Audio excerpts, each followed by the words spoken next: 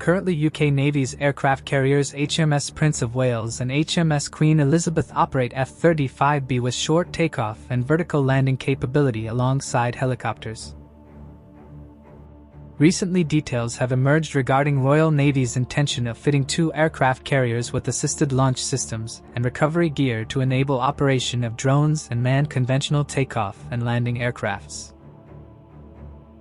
Both the aircraft carriers now have ski jump takeoff ramps for the F-35B variant. Royal Navy is planning to retrofit arrestor gear and assisted launch equipment on its carriers in the nearby future. During the construction of these 2 carriers, idea of installing catapults and arrestor gear were proposed. But due to high cost it was put down. As per the plan, the carriers will move in capability from short take-off vertical landing to short take-off but arrested recovery, and will finally go on to achieve catapult-assisted takeoff but arrested recovery. This project is named Project Ark Royal. If implemented successfully, Queen Elizabeth-class vessels will be capable of operating a variety of drones for various operations and also add fixed-wing manned aircrafts. For the first part of the Project Ark Royal, General Atomics Mojave drone will be launched from a carrier this November.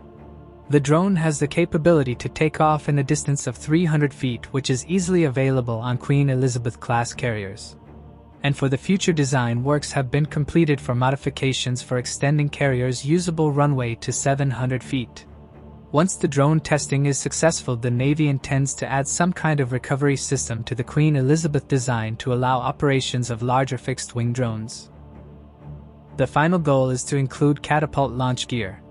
This would allow for operations of fixed-wing aircrafts and fixed-wing airborne early warning aircraft or airborne tankers, which will increase the offensive capabilities of the carrier. The US Navy might be looking at 2 options, namely US-developed electromagnetic aircraft launch system and UK-developed electromagnetic kinetic induction technology demonstrator. To ensure that the drones can be safely and successfully integrated within the carrier group, for instance, the Royal Navy will also need to establish control stations, data links, special procedures, and much more. Another problem is the lack of an angled landing area, which is necessary to allow for simultaneous launch and recovery operations. However, because the Queen Elizabeth class has a large amount of deck space, this may be somewhat adaptable. To make the current takeoff ramps acceptable for catapulting launch of drones or possibly manned aircraft, some form of modification may be required. No matter how much additional capacity the boats have to accommodate them, finding space for complicated launch and recovery systems, as well as providing the staff to maintain and operate them, would be a struggle. The Royal Navy is working on Project Vampire for operating lightweight, fixed-wing carrier-borne unmanned system like the Banshee.